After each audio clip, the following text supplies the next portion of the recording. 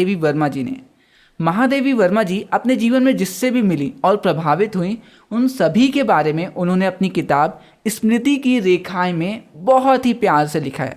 हमारा ये पाठ उसी किताब का एक छोटा सा अंश है, जिसमें महादेवी वर्मा अपनी सहायिका या दूसरे शब्दों में कहें तो अपने घर में काम करने वाली बाई के बारे में बताया है, जिनका नाम भक्तनी था। और उन्हीं के नाम पे इस चैप्टर का नाम भी भक्तनी। कहानी ना बहुत ही ज़्यादा इंटरेस्टिंग होने वाली है। पता है क्यों? हम देखेंगे कि कैसे एक बहुत ही रईस परिवार में जन्म लेने के बाद भी और तो और परिवार की इकलौती बेटी होने जी को काम वाली बाई बनना पड़ता है। तो कहानी महादेवी वर्मा जी की सहायिका भक्तनी के बचपन से स्टार्ट होती है, जिनका जन्म एक बहुत ही प्रसिद्ध अहिर के घर में होता है। अब अहिर एक कास्ट सिस्टम ग्रुप होता है जो यूजुअली रईस होते हैं। खैर, वो अपने माता पिता की इकलौती बेटी थी, जिनका नाम वो बहुत ही महादेवी वर्मा जी की जो सहायिका थी, उनका नाम शहर आने से पहले भक्तनी नहीं लक्ष्मी था। खैर, कहानी में ट्विस्ट तब आता है जब लक्ष्मी जी के जन्म के कुछ ही सालों के अंदर अंदर ही उनकी माता जी का देहांत हो जाता है और तो और उनके पापा दूसरी शादी कर लेते हैं। लेकिन उनकी जो सौतेली माँ थी वो उन्हें बिल्कुल भी पसंद नहीं करती थी और सबसे ज़्यादा तो उन्हें डर इस बात का था कि कहीं उनके पति सारी की सारी संपत्ति लक्ष्मी के नाम पे ना कर दें। और इसी डर से उन्होंने सिर्फ 5 साल की उम्र में ही उनकी शादी करवा दी और सिर्फ 9 साल की उम्र में उन्हें अपना मायका छोड़ के ससुराल जाना पड़ गया। तो लक्ष्मी जी का बचपन तो स्ट्रगल से भरा हुआ था। बदकिस्मती ये थी कि शादी के बाद भी उन्हें खुशी नसीब नहीं होती। लगातार उनकी कोख से 3 बेटियां जन्म लेती हैं, जिससे उनकी सास और उनकी देवरानी उन्हें दिन रात बस ताने मारती रहती थी। और तो और घर की सबसे छोटी बहू होने की वजह से उन्हें ये सारे के सारे काम करना पड़ता था। वही खाना बनाती थी, वही कपड़े धोती थी, वही बर्तन मांजती और तो और धान भी उन्हें ही कूटना पड़ता। और वहीं उनकी देवरानियां अपने लड़कों के साथ दिन भर खेलती रहती। जिंदगी में उन्हें खुशियों के कुछ दिन तब नसीब होते हैं जब वो और उनके पति परिवार के सामने बंटवारे का प्रस्ताव रखते हैं। बंटवारे के बाद वो और उनके पति बहुत मेहनत करते हैं और धीरे धीरे काफ़ी संपत्ति इकट्ठी कर लेते हैं। लेकिन कुदरत को उनकी ये खुशी मंजूर कहाँ थी और उनके पति का देहांत हो जाता है। अब इसके बाद उनके देवरों की नज़र उनकी संपत्ति हड़पने में पड़ जाती है। अब इस समस्या के निपटारे के लिए वो अपनी बड़ी बेटी की शादी करवा देती हैं और अपने दामाद को घर जमाई बना लेती हैं। जब सब सही चल रहा था तभी कुदरत ने एक बार फिर उनके साथ खेल खेला और उनके दामाद की भी मृत्यु हो जाती है, जिसके बाद एक बार फिर से उनके ससुराल वालों की नज़र उनके संपत्ति पे पड़ जाती है। और इस बार उनके देवर दिमाग लगाते हैं और अपने साले की शादी उनकी बेटी के साथ करवाने का प्रस्ताव रखते हैं। लेकिन लक्ष्मी कोई बेवकूफ़ तो थी नहीं, उन्हें पता था ये सिर्फ और सिर्फ उनकी संपत्ति में कब्जा करने की साजिश है और वो झट से इनकार कर देती हैं। अब ये बेइज्जती उनके देवर का साला बर्दाश्त ना कर पाता है और एक दिन की बात है जब लक्ष्मी जी घर पे नहीं थी और उनकी बेटियां घर में अकेली थी, तो वो घर के अंदर घुस आता है और दरवाज़ा बंद करने लगता है। जिसके बाद लक्ष्मी की बेटी ने जो उसे पूरे गांव के सामने चटी जो मिला ना उससे धोया है, इतना धोया है कि पूछो मत। लेकिन जब ये मामला पंचायत के पास जाता है तो लक्ष्मी के देवर का साला एकदम बेचारा बन जाता है और कहता है मुझे तो लक्ष्मी की बेटी ही बुलाई थी। इससे लक्ष्मी की बेटियों की बहुत बदनामी होती है और तो और पंचायत फैसला लेती है कि लक्ष्मी की बेटी और उनके देवर के साले की शादी करवा दी जाए। इस फैसले से ना ही लक्ष्मी खुश थी और ना ही उसकी बेटी, लेकिन पंचायत का फैसला तो पंचायत का फैसला था, उसके सामने भला वो क्या कर सकते थे। अब पंचायत के हिसाब से लक्ष्मी की बेटी और लक्ष्मी के देवर के साले की शादी करवा दी जाती है। लेकिन लक्ष्मी के देवर का साला कोई बहुत अच्छा इंसान तो था नहीं, जिससे घर में रोज रोज लड़ाई झगड़ा होने लगता है। इन लड़ाई झगड़ों की वजह से लक्ष्मी ना ही घर गृहस्थी संभाल पा रही थी और ना ही खेती किसानी में ही ध्यान दे पा रही थी, जिससे वो जमींदार को समय पे लगान भी नहीं दे पाती है। और लगातार कई बार लगान समय पे ना दे पाने के कारण जमींदार ना लक्ष्मी को पूरे गांव के सामने कड़ी धूप में खड़ा कर देता है। अब ये बेइज्जती लक्ष्मी बर्दाश्त ना कर पाती है और वो घर गृहस्थी सब छोड़ छाड़ के शहर जाने का फैसला लेती है।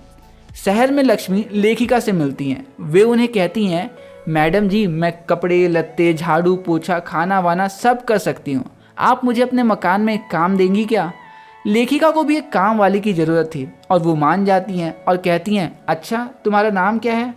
वो कहती है मैडम जी मेरा नाम लक्ष्मी है, लेकिन ना मुझे इस नाम से एकदम नफरत हो गई, चिढ़ हो गई इस नाम से।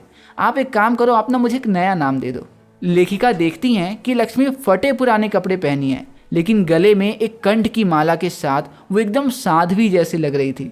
इसीलिए लेखिका उसका नाम भक्तनी रख देती हैं, मतलब भगवान की भक्त। और अब यहाँ से हमारी लक्ष्मी बन जाती हैं भक्तनी, और आगे से हम लक्ष्मी को भक्तनी कहेंगे। तो भक्तनी काम मिलने के अगले दिन ही सुबह सुबह भोर में उठ जाती है। खैर वो ना छुआछूत बहुत ज़्यादा मानती थी, और लेखिका की धुली हुई साड़ी भी पवित्र करने के बाद ही पहनी। खैर साड़ी पहनने के बाद वो सूर्य को जल चढ़ाई और 2 मिनट के लिए जाप करती हैं। उसके बाद वो खाना बनाने चली गई। लेखिका नहा धोकर एकदम कॉलेज जाने के लिए तैयार होकर डाइनिंग टेबल पे आके बैठ जाती हैं, और जब उनके सामने खाना आया तो उनके एकदम होश ही उड़ गए। भक्तनी जी ने 4 मोटी मोटी कोयले जैसी काली रोटी दाल के साथ लेखिका के सामने रख दी। लेखिका कहती हैं, अरे ये क्या है, इतनी मोटी काली रोटी, और सब्जी कहाँ है? लेखिका के टोकने पर भक्तनी जी कहती हैं, मैडम जी हम तो ऐसा ही खाना खाते हैं, आपको खाना पसंद नहीं आया हो तो हम लाल मिर्च ले आएं या चटनी बना देते हैं। अरे वैसे हमने अपने गांव से अमचूर और गुड़ भी लाए हैं, कहीं तो ले आएं। वैसे भक्तनी जी पढ़ाई लिखाई तो नहीं कर सकती थी, लेकिन उन्हें बातों में कोई हरा नहीं सकता था। और लेखिका भी भक्तनी जी से हार के कहती हैं, बस बस मेरे लिए इतना ही बहुत है, और वो उसी दाल में 1 रोटी खा के कॉलेज चले जाती हैं। कॉलेज जाके वो पढ़ते पढ़ते इन्हीं ख्यालों में कहीं खो जाती हैं कि गांव और शहर के जीवन में कितना फ़र्क है। लेखिका सोचती है, कोई नहीं, मैं समय के साथ साथ भक्तनी को शहर के तौर तरीके और खान पान सिखा दूंगी। धीरे धीरे समय बीतता गया, और लेखिका तो भक्तनी को शहरी नहीं बना पाई, लेकिन हाँ भक्तनी ने लेखिका को जरूर देहाती बना दिया। लेखिका दाल के साथ मोटी मोटी काली काली रोटी खाना सीख गई, लेकिन वो भक्तनी को एक रसगुल्ला खाना भी नहीं सिखा पाई। वैसे ना भक्तनी जी के अंदर बहुत सी कमियां थीं। वो इधर उधर पड़े हुए पैसे को एक मटके में छुपा के रख देती थी, और लेखिका पूछती तो वो कहती, अरे मैडम जी ये भी तो हमारा ही घर है, पैसे इधर उधर पड़े थे, देखा तो संभाल के रख दिया। भक्तनी जी अपने अंदर कोई भी बदलाव नहीं करना चाहती थी। लेखिका ने कहा, यार तुम पढ़ी लिखी तो हो नहीं, कम से कम एक साइन करना तो सीख लो। तो वो कहती हैं, अरे मैडम जी घर में बस हम 2 ही तो हैं, मैं भी आपके जैसे दिन रात पढ़ने लगी तो भला काम काज कौन करेगा। भक्तनी जी लेखिका के कहने पे अपने अंदर कोई बदलाव करने को तो बिल्कुल भी तैयार नहीं थी यार, लेकिन हाँ वो उनकी बहुत ही ज़्यादा इज्जत करती थी और बहुत ही ज़्यादा ख्याल रखती थी। जब लेखिका किताबें लिख रही होती थी तो कभी उनके लिए तुलसी और अदरक की चाय बना लाती, तो कभी शक्कर डाल के दही। और तो और लेखिका रात को जब तक सो ना जाती वो भी सोती ना थी। कभी उन्हें स्याही ला के देती, तो कभी कोई किताबें, तो कभी कोई फाइल्स। और जब लेखिका की किताब प्रकाशित हुई, मतलब पब्लिश हुई, तो भक्तनी जी तो लेखिका से भी ज़्यादा खुश थी।